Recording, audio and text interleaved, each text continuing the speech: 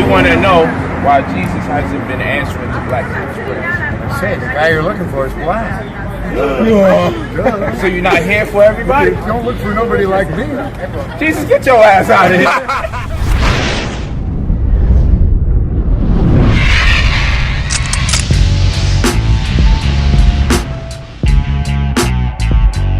Man and woman, step on that right there. Step on it. Come on. Where they at? Where they?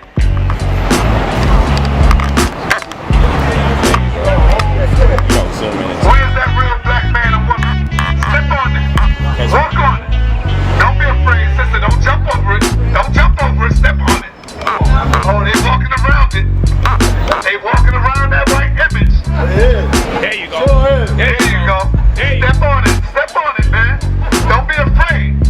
Show us that you psychologically you have been free. Mentally. Come on. Relentlessly.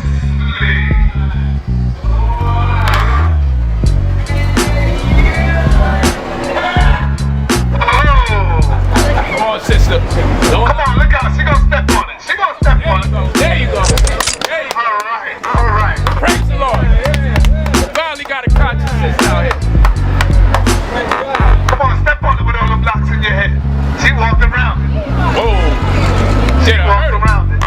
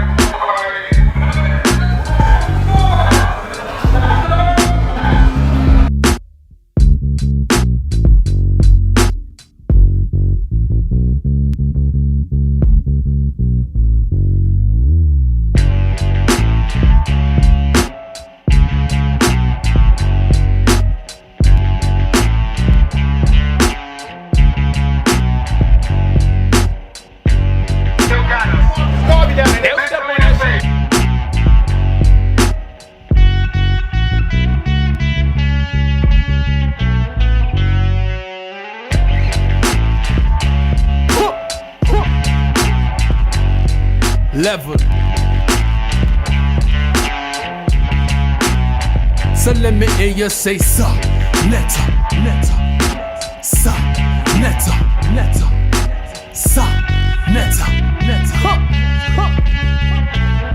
Alright then, saneter brings the truth.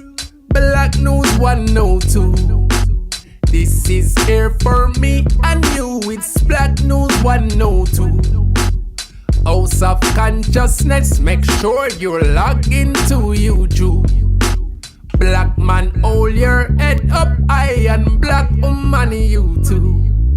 Me nah go apologize, love off me melanin. Forget them other guys, that's what I'm telling them. Salute the general, never fear the challenge. The God saw never stay strapped with the cannon. Don't ever disrespect, so it's best you pay homage. You are now about to witness the strength of street knowledge. White supremacy, education get abolished. A laptop, a pen and my pad is my college. Black man cipher, enter at your own risk. Make Europeans bow down on 125th. Sarnetta got the spirit of Nat Turner. Waking up our people that's been miseducated and mass murdered. And it don't matter if you're shot in the clap burners. It's never too late to awake and progress further. As sure as the sun shines and the wind blows, there's therapy for post-traumatic slavery syndrome. Saneter brings the truth. Black News 102. This is here for me and you. It's Black News 102. House of Consciousness, make sure you log into YouTube. Black man, hold your head up high, and black woman, you too.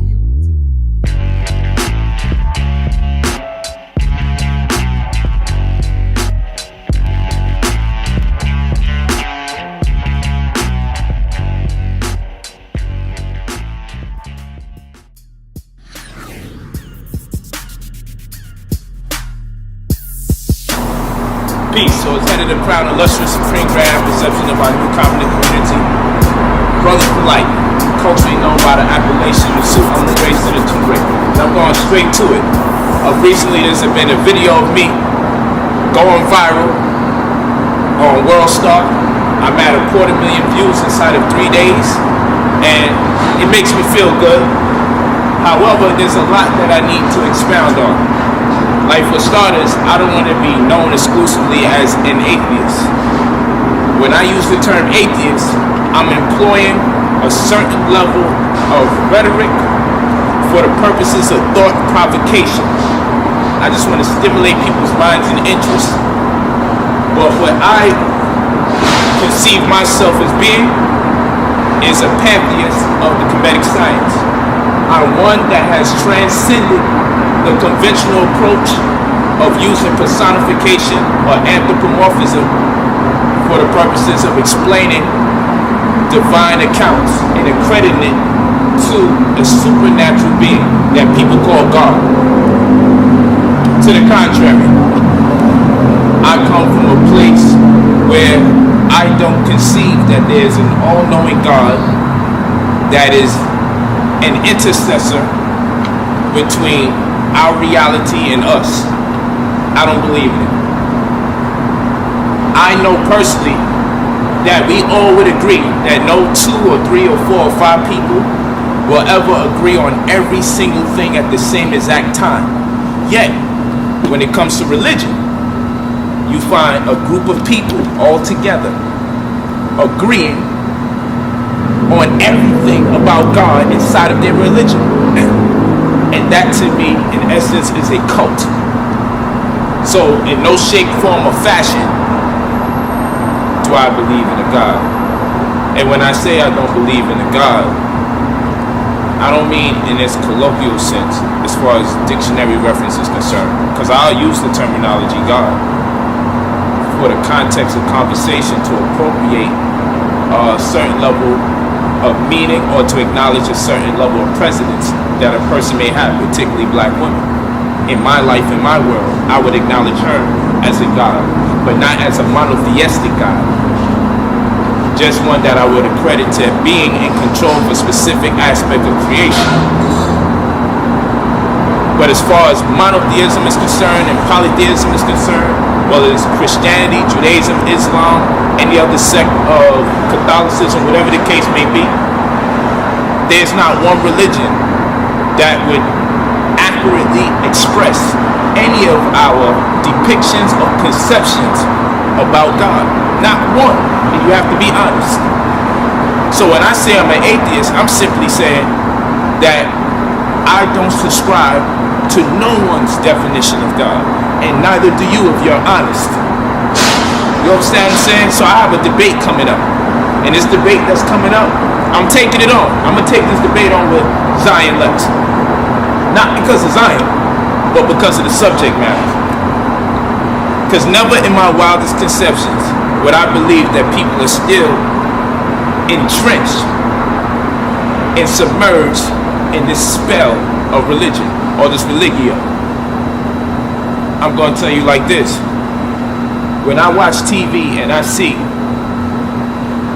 people that are highly revered in the music and entertainment industry, people that glorify selling drugs, people that suggest that we should engage each other as black people in a fratricidal war against each other, people that propagate the degradation of the black woman, reduce her to just a whore, reduce her to several other derogatory terms, and then they go up there on stage before the rest of the world, and when they receive their award, after suggesting to us to sell drugs in our community, after suggesting to us to not respect our mothers, our daughters, and our sisters, they receive an award. And not only do they receive the award, the first thing come out their mouth is, "I like to thank God," and everyone applauds. See, I say I don't believe in God, and religious people tell me, go to hell. There's not one for me to go to because I don't believe in it. They say, go to hell. Oh, he's an idiot. Oh, he's a demon. Oh, I knew he was stupid the whole time. How you think everything got here? Well, let me say this. If you're gonna ask, if everything just came here like poof, how you think it got here? Someone must have did it. So then how did God get here? Did God just mysteriously exist? Poof. Because God had the ability to create himself and put himself into existence. What stops any other God from putting themselves into existence? Unless you're telling me that God, after he created himself and put himself into existence, he created rules and regulations so no one could ever rise to his level. Then you're telling me that God has human attributes. And you reduce God to a human. And then he can no longer be a God. Because he's trying to eliminate competition, and God should be one and alone based on your definition. Based on your definition. So when I watch TV and I see the music awards and people that encourage our young ladies to take a disposition reminiscent to that of a harlot or a hoe or a prostitute, suggest to our women they should prostitute themselves in exchange of money. Suggest to our young brothers that they should gangbang against each other, kill each other, embark upon a fratricidal war with each other, sell drugs in their community, and they go up with pride and esteem and thank God for the reason why they have sold so many records propagating this nonsense to the community.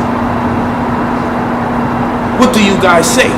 You applaud and you say he thank God. Because if not for God, they would have never received that award. If not for God, they would not have been empowered to propagate a message of mass destruction to their own community. So when I watch it, I say, well, shit. There's nobody in the audience that's looking at them in disdain. Everyone's like, well, just forgive him because after all, he thanked God for his accomplishments. Do you know what that tells me at that time? Then that's not my God. I ain't got nothing to do with that. I don't believe in no God at that point. If God is empowering them to propagate that message, you know what if we lived in their world and actually executed their message, there'd be a bunch of single mothers out here. Because all the men would be dead, but before they died, they would impregnate as much as women as possible. If we were to follow these crazies' message. So no. I'm not down with that. Oh, maybe God is responsible for the way Sean Bell got murdered, or Trayvon Martin, Sean Bell, Mike Brown, Eric Garner. Maybe God has something to do with that, right? Oh, I got it. He works in mysterious ways. That's what you're going to tell us, right? God works in mysterious ways. So he's having black people brutally slain all over the country as if slavery wasn't enough. Because he works in mysterious ways. And the reason why I only knew my mother for 1 week in my life, and she died the week I met her when I turned 17. The reason why my mother left me, and I only knew her for 1 week in my life, is because God had a special plan for me, right? And my father left me at age 8 because God had a special plan for me, right? And I was homeless because God had a special plan for me, right? And I was in a group home, in juvenile detention facilities, and in prison because God has a special plan for all of us, right? And he won't let up. And Jesus is coming, but he's coming at an indefinite time. So my grandmother waited for Jesus, and he ain't come. And her child waited for Jesus, and he ain't come, and she died. And her child waited for Jesus. And they all died of disease. 3 generations died. A mother, her daughter, and her daughter's daughter all died. Waiting for Jesus to come at an indefinite time to redeem us. And everything that goes wrong is because we deserve it. And everything that goes right, we like to thank God. So now we'll no longer be masters of our own destiny. That's what this is all about. See, it's a coping mechanism. See, if I can accredit God for all the good that takes place, then I can exempt myself from all the bad that transpires. Because if God is the nurturer or the creator of all that which is good in our life, then certainly I don't have to be to blame. When something bad takes place, I can just say that's God's plan and never really truly hold myself accountable for what transpires. You see, it's a hard message to give to a people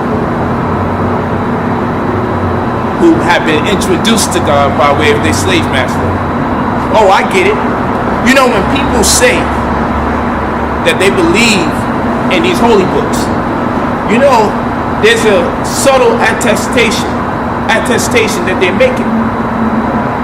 You are also saying, when you believe in the Bible, you are also saying the best thing that happened to you was slavery, because you got introduced to God in the advent of slavery.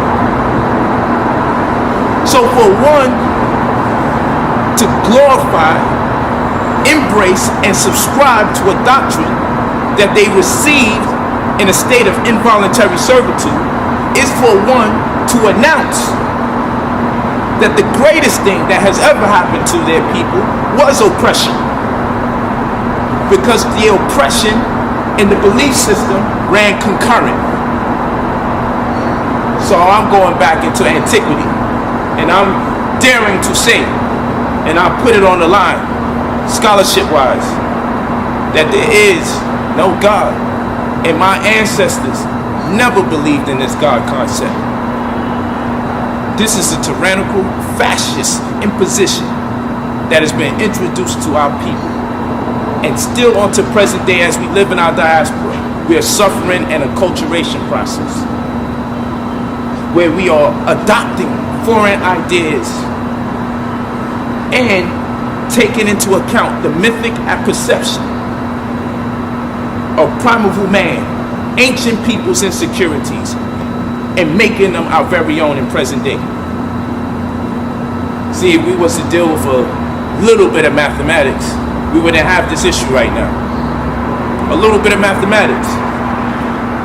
We can take that which they call a directrix or a line. You have a line segment. It's a line that stops, has a definite end and definite beginning. Or you can take a line which goes in either one of the two directions for an infinite space and time. Or we can take a ray, which partially imparts a line segment, and on the other side of it, it goes on for an infinite amount of distance.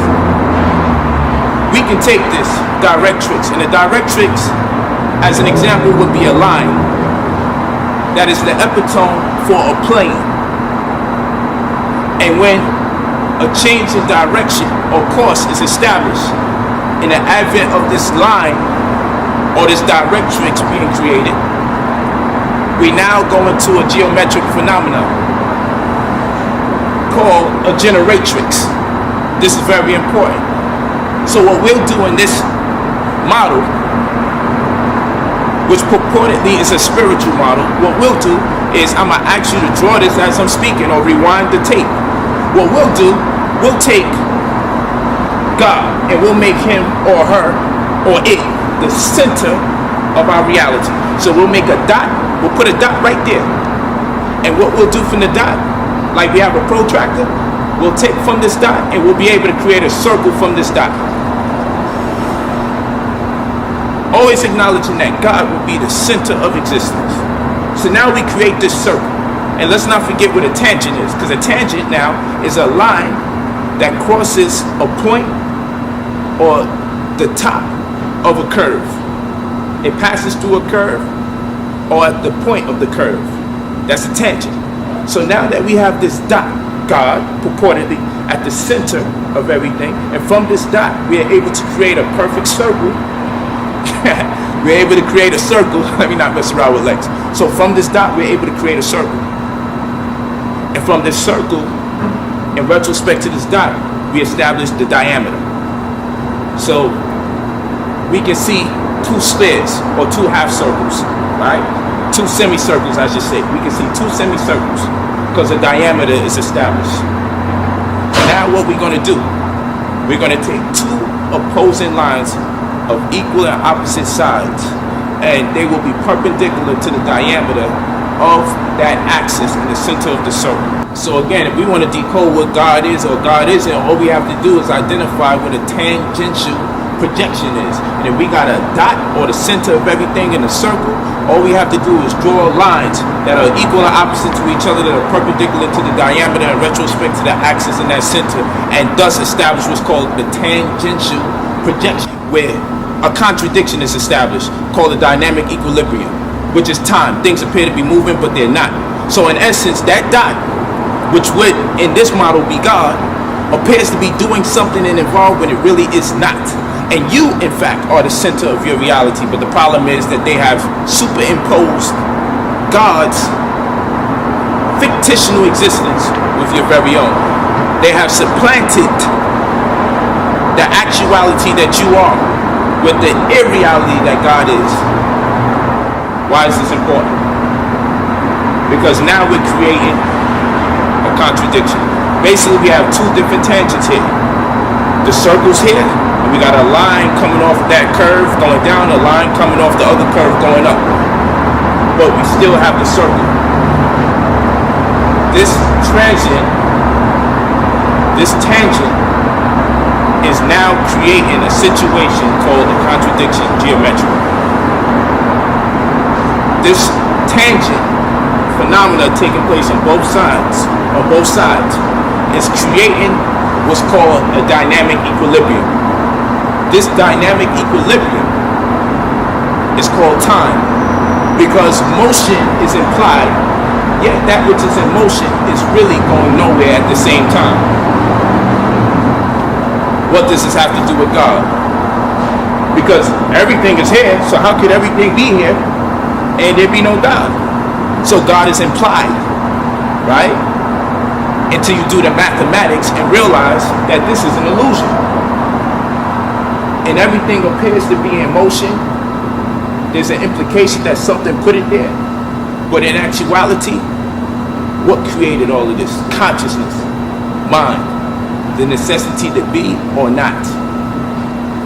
See, this is mathematics, and this may be over some people's heads, because before people take the time out to rationalize what I'm saying, you know what they'll do? He's just trying to talk that deep shit. You see, this is the problem in this world. While people are over here overly consumed with mythos, overly consumed with ancient people's belief systems, where they're supposed to be the progressive aspect, the latter stage of the belief is supposed to transmigrate into facts. But instead, we here want to pick up a tradition of belief instead of progress the race. Instead of us progress as humanity or progress as a race, we're here saying, let's stay in the second grade. I love it so much. I love my second grade teacher so much, I think I'm going to do second grade for 10 more years or 100 more. That's what we're doing. We are entitled to progress, people. I don't have to adopt the age-old traditions and customs of a people that were on a certain level of thought during the time they existed, and feel guilty if I choose to elevate and see where they may have been in error for the purposes of making a space for the next generation to further advance themselves, their culture, their society, their family, and their race. Only religion teaches you to line segment yourself when it comes to conception. Only religion does this. Okay? So we're talking about us existing in what? The parabola of our existence. That's what we're talking about. We're talking about what you thought to be a dot was in essence you. But what you did, you removed yourself from the center of reality, and in exchange, you put a fictional being at the center of your reality, and now you're displaced. So you now have no control. You no longer can be a master of your own destiny. You are now in a state of, how come this happens and how come that happens? Why did God do this to me? Well, you know, the Lord does work in mysterious ways. Well, hopefully things will work out. Well, when I'm out and I don't know what to do, let me just pray, and hopefully it works out. And you know you are praying, and you know your prayers are not being answered. You know if you pray right now for some money for rent, matter of fact, you wouldn't even do it in fear that prayer would not come through. You know it. You know it. You know how much stuff we should be praying for right now? With all them days you go into the church, how much things do you really need to pray for that you refuse to? Because deep down in your mind, in your heart's conscience, you know you're afraid to pray for that which you need, because you won't get it. And the onus will have to be on God to deliver. And you can't afford to do that, because without God, you're left to yourself to be a master of your own destiny. And that is called reality. And that is what you do not want to face. So don't play no God games with me. You can't front around me like I don't know that there's things you're not praying for on purpose because you don't want your God to fail you. Or you just pray. You pray the prayers that they pre-wrote for you. How about praying for the shit you really need, like liberation for black people, and see how soon that shit come? How about you pray for police brutality to stop and see how soon that shit come? How about you pray for the broken family paradigm that we're existing in to stop in our community? Pray for that to stop. How about you pray for the fall or the death of our enemies? Pray for that to come.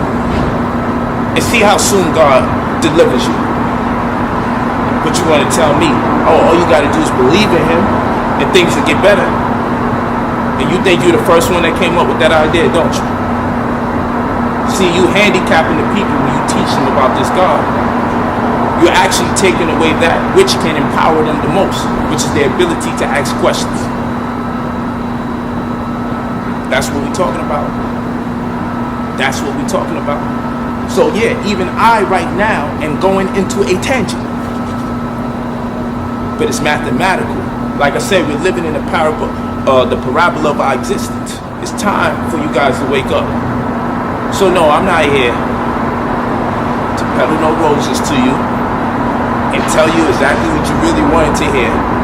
No, it's time for you to wake up. I'm trying to show love now, and I bet you I can hear you right now. See, this nigga's the devil. That's why he got the fire right there in front of him. See, this is the religious aesthetic that is intimated from this particular project I'm on right now.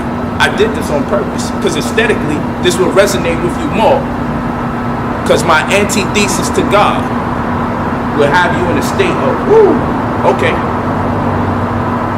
that the devil must be involved somewhere because you made the devil synonymous with fire, right? Listen, ain't no lightning gonna strike me now. Fuck God. Look, I'm still here. So all you're gonna do now is do what? You're gonna pray for my demise. You're gonna hope I lose my money. You're gonna hope I lose my women. You're gonna hope I lose my houses. That's what religious people do, because they want to prove a point that God did it. But if you want to prove a point that your God supports you, free black people. Tell him we need him now. Tell him give us an actual date and time where he's gonna come back and support us. I got no reason to believe in that God. He failed us and he came up short on too many occasions. And you want to say, well, Marcus Garvey believed in God, and Elijah Muhammad believed in God, and Malcolm X believed in God. You want to say that, but you don't want to confess that all of them believed in different gods. So, for whatever that they did in history that was noteworthy, why won't we simply just give them the credit as black people? Why would we take the credit away from them and give it to a supernatural force that is variant in degrees based on these guys' level of study and appreciation? Because none of them pray to the same gods. So are you telling me there's multiple gods, Mr. and Mrs. Monotheistic Believer?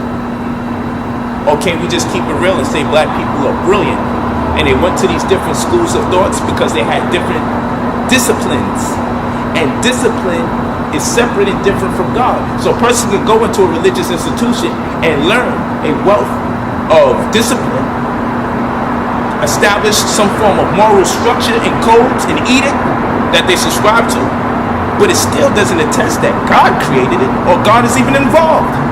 It's a system or rites of passage. The two are not synonymous. So yes, you can go into these different religious groups and organizations and learn quite a few things that can edify you and cultivate you spiritually. But it doesn't mean that God exists, because they have great advice to disseminate. And another thing I don't like is the fact that when I tell people I don't believe in God, they think, well, hey, he has no morals whatsoever. No, genetically, it is already embedded into our psychology to be responsive to good and bad energies. And there are repercussions that take place on a genetic level when we do the wrong thing.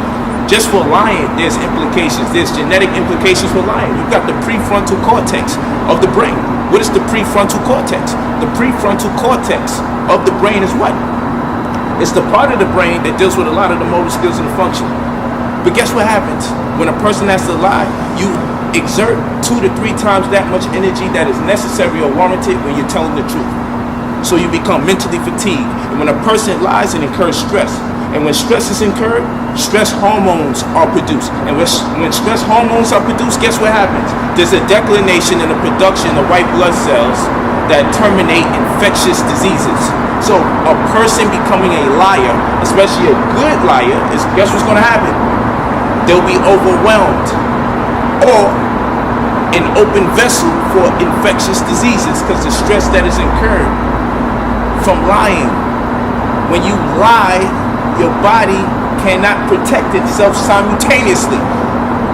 It produces less white blood cells to ward off infectious diseases when you lie, because lies incur stress, and stress produces stress hormones, and when stress hormones are produced, something has to go on decline, which is a part of the human body's immunity. God didn't have to intercede. And you say, well, who created that? The necessity for human beings to want to be civilized. It's an impression that is genetically stamped. It is grooves in the mind that when stamped or impressed upon our consciousness, the imprint of what we need, just like bipedal creatures no longer wanting to use their knuckles to walk, eventually an opposable thumb will be created because the psychological imprint of what the body needs to navigate or advance itself. As you evolve consciously, so will adjustments be made to you as it relates to your physiology. These are psychological imprints. So if you no longer want to live in a chaotic society, the body will acclimate itself to a responsiveness that is consistent with cause and effect, good and bad. You can create a hell for yourself or precipitate your own heaven. No one or thing has to be an intercessor. You are responsible for all those things. No one else. So again, I say we got to stop with the God games. Again, I want you to take the time out and think about all those people that passed. Think about all the people that passed. All the people that passed. And tell me if your God would allow that to happen to your race. There ain't a God that's been introduced to black people that has delivered us out of the situation we're presently in today. Not one. Not one. And people say, well, you must know it all since you don't believe in God. I don't know how the two even run concurrent.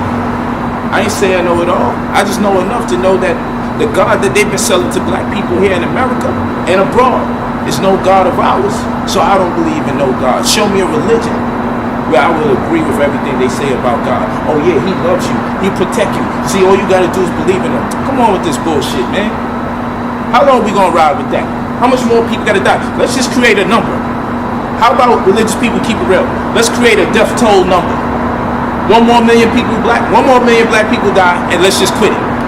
Okay? Or 200,000 black people. Let's quit it. Or 100,000 more abortions. Can we quit on God? Give me the number. Let's stop playing games and let's say, you know what? Let's send our complaints to God. Oh, we don't know exactly how to send it to him. We can't write him a letter or no shit. We damn sure know he don't answer our prayers because you, like I said, you're not honest with your prayers. So if you was honest with your prayers, you'd have woke up already and said, well, there is no God. It's our consciousness that's going to deliver us out of the situation. Once we decide we want out the situation as a collective, a conscious collective. Right now they got the conscious collective believing in an imaginary device that really, in essence, is a machine that works for our oppressor. Okay? It is very real to the races that choose to oppress our race. Very fictitious when it comes to our race. This God is a device. It doesn't work for us. As a collective conscious, if we were to divest our potentials and our energies into each other, starting with ourselves primarily, as a collective conscious, if we wanted out of this situation, we would be out. As a collective conscious, if we invest our mind's potential into something that exists outside of us. That is the first folly in our ways. Because you don't beseech help outside of yourself to bring it back to self. You beseech the help that you need from yourself and extend it forward. That's what you do. The operative ability of that which makes us divine dwells within. Anything that exists outside of me is under speculation. It is subject to my scrutiny, and I have the right. And if you're going to present to me, God, show me some facts. And if you can't, you have no right to suggest that something is wrong with me because you can't prove what you're saying. This is all about projection. We're in a holographic universe. It's a wrap. I'm going to look forward to doing this debate. I want you to start getting your tickets now. It's going to take place in March. I will be in the building. Harlem. This may be one of my last debates for a stretch of time because I'm embarking upon some new tasks. And I just want to thank all the supporters. We're also going to have a new Covenant convention on the same day. So family, I want you to come out. I want you to come out. Okay, we're going to be employing our brothers and sisters that's going to come out. It's going to be a real good look. So I appreciate your time, your effort, and your energy. Peace. Aluva.